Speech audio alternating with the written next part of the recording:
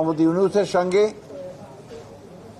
আমাদের বাংলাদেশ জাতীয়তাবাদী দলের ভারপ্রাপ্ত চেয়ারম্যান জনাব তারেক রহমানের যে বৈঠকটি সরকারের অর্থাৎ প্রধান উপদেষ্টার আমন্ত্রণে অনুষ্ঠিত হয়, প্রায় 2 ঘন্টার এই বৈঠক নিয়ে গোটা জাতি আপনার উৎকণ্ঠার সঙ্গে অপেক্ষা করছিল এবং সবাই অপেক্ষা করছিল যে এই বৈঠকের ফলাফল।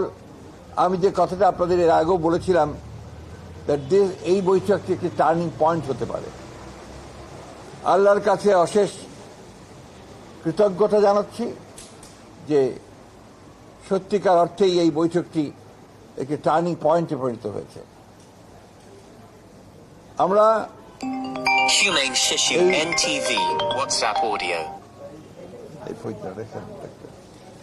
আমরা লক্ষ্য করলাম যে বৈঠকটির পরেই একটা যৌথ আপনার প্রেস রিলিজ দেওয়া হয়েছে, ইশতেহার বলবো, একটা যৌথ ঘোষণা দেওয়া হয়েছে। যে ঘোষণাতে খুব পরিষ্কার করে বলা হয়েছে যে আমাদের 2 নেতার বৈঠকটি ছিল অত্যন্ত সৌহার্দ্যপূর্ণ এবং অত্যন্ত একটা সুন্দর পরিবেশে বৈঠকটি অনুষ্ঠিত হয় এবং যে বিষয়গুলো আলোচনা হয়েছে তার মধ্যে প্রধান ছিল যে নির্বাচন ইস্যু। সেই নির্বাচন ইস্যুতে জনাব তারেক রহমানের যে প্রস্তাব, যে নির্বাচন যে ঘোষণা করা হয়েছে আপনার এপ্রিলে, যেটা প্রধান উপদেষ্টা ঘোষণা করেছেন, সেটা উপযুক্ত সময় নয় বিধায় তাকে পিছিয়ে নিয়ে আসা।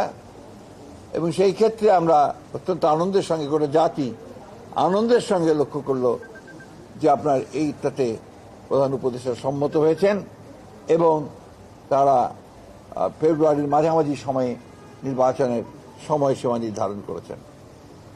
আমি বলবো যে জনাব তারেক রহমান সাহেব আবার প্রমাণ করলেন যে তিনি বাংলাদেশের এই রাজনৈতিক যে দলগুলো রয়েছে, সেই দলগুলোর নেতৃত্ব যারা দিচ্ছেন, তাই সেই নেতৃত্ব যারা দিচ্ছেন তাদের মধ্যে নিঃসন্দেহে রাষ্ট্রনায়কোচিত যে গুণগুলো তার মধ্যে রয়েছে, সেই গুণ তিনি প্রমাণ করেছেন। প্রথম একটি বৈঠক যেটা সত্যিকার অর্থে গোটা জাতি অত্যন্ত উদ্বিগ্ন ছিল, সেই বৈঠকটিতে তিনি আল্লাহর হুকুমে সফল হয়েছেন। আমি আমার দলের পক্ষ থেকে, আমাদের সমস্ত নেতাকর্মীদের পক্ষ থেকে জনাব তারেক রহমানকে আন্তরিক ধন্যবাদ জানাচ্ছি। সেই সঙ্গে আন্তরিক কৃতজ্ঞতা জানাচ্ছি প্রধান উপদেষ্টা প্রফেসর ডক্টর মোহাম্মদ ইউনূসকে, যে তিনি অত্যন্ত বিচক্ষণতার সঙ্গে এই সভাটিতে জনাব তারেক রহমানকে আমন্ত্রণ জানিয়ে একটা যে স্টেলমেট ছিল, একটা যে আপনার সবকিছু অনিশ্চিত অবস্থায় চলে গিয়েছিল, সেই অবস্থাকে কাটিয়ে তিনি জাতিকে এই 2 নেতা আবার সামনের দিকে আশা নিয়ে এগিয়ে যাওয়ার স্বপ্ন দেখিয়েছেন। এটা আমি তখনও বলেছি যে এখন যেটা প্রয়োজন হবে সেটা হচ্ছে যে আপনার সমস্ত অতীতে যে সমস্ত ছোটোখাটো আপনার একটু কথাবার্তা হয়েছে সেগুলোকে ভুলে গিয়ে সামনের দিকে জাতীয় ঐক্যকে আরও দৃঢ় করে এবং যেটা বলা হয়েছে আপনার সমস্যাগুলোকে সমাধান করে নিয়ে আমরা যেন অতি দ্রুত একটা নির্বাচন, যেটা বলা হয়েছে ফেব্রুয়ারির মাঝামাঝি সময়, সেই নির্বাচনে সুষ্ঠুভাবে সুন্দরভাবে যেতে পারি এবং জাতির যে আকাঙ্ক্ষা সেটা পূরণ করতে পারি এবং এই 15 বছরের ফ্যাসিস্টদের যে ধ্বংসস্তূপের মধ্যে যে স্ট্রাকচার, যে কাঠামো, সেই কাঠামোকে নতুন করে গণতান্ত্রিক কাঠামোতে আমরা রূপান্তরিত করতে পারি। এই বিষয়টা সবচেয়ে গুরুত্বপূর্ণ যে আমরা প্রায় 15 বছর পরে একটা গণতন্ত্রে উত্তরণের একটা আমরা সুযোগ পাচ্ছি। গণতন্ত্রের যে ট্রানজিশন টু ডেমোক্রেসি, যে কথাটা আমি বারবার বলেছি, সেটাই একটা নিশ্চিত আমরা সেই দিকে এগিয়ে যাচ্ছি। স্মরণ করছে শহীদদেরকে।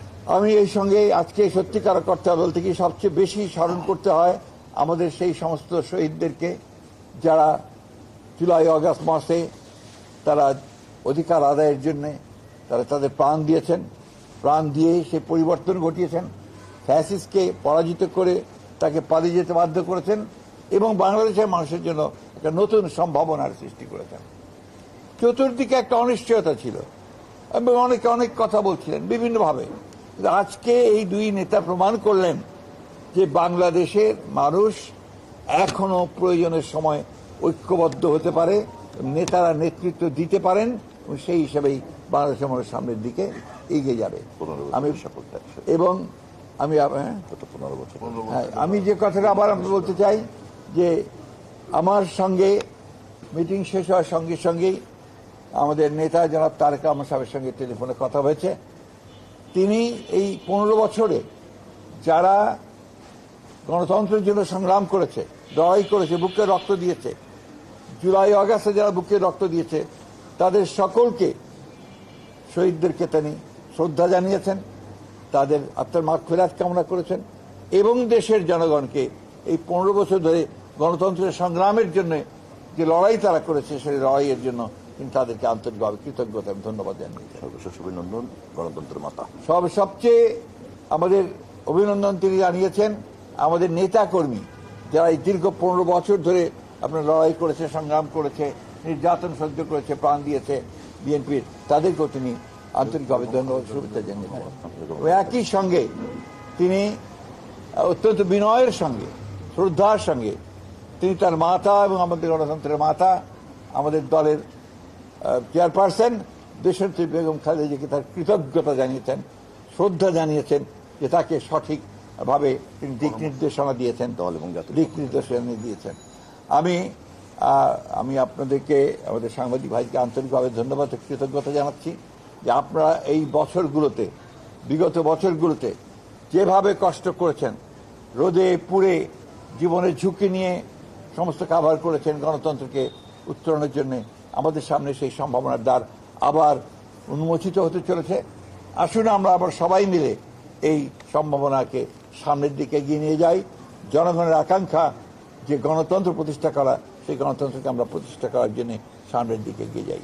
একটি কথা আমাদের সবসময় মনে রাখতে হবে যে গণতন্ত্র কিন্তু একটা দিনের ব্যাপার নয়, গণতন্ত্র হচ্ছে একটা চর্চার বিষয়, এটা একটা কালচার।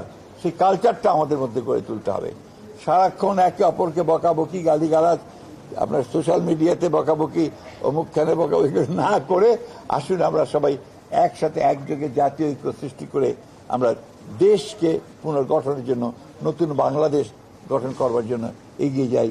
আমাদের শহীদ প্রেসিডেন্ট জিয়া রহমানের স্বপ্ন, আমাদের নেত্রী দেশনেত্রী এবং খালেদা জিয়ার স্বপ্ন, আমাদের নেতা তারেক রহমানের স্বপ্নকে বাস্তবায়িত করার জন্য, আর আমাদের যে সমস্ত শহীদরা প্রাণ দিয়েছেন তাদের স্বপ্নকে বাস্তবায়িত করার জন্য। আপনাদের সকলকে ধন্যবাদ। মাননীয় মহাসচিব, নির্বাচনের সময় বাদে জুলাই ঘোষণাপত্র বা সংস্কার এই সাথে এটা তো আপনার অলরেডি বোধহয় আপনার এসেছে, চৌথ ঘোষণা এটা এসেছে, এটা হয়ে যাবে। এইসব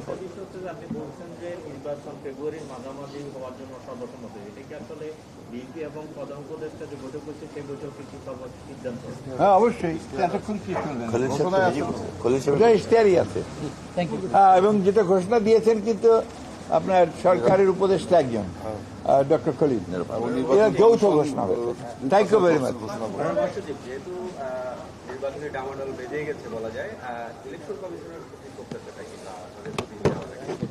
আমি বুঝিনি আপনার প্রশ্ন। আজকে এই মুহূর্তে আর অন্য কোনো প্রশ্ন দরকার নাই। নির্বাচন কমিশন টমিশন সব ঠিকঠাক মতো চলবে।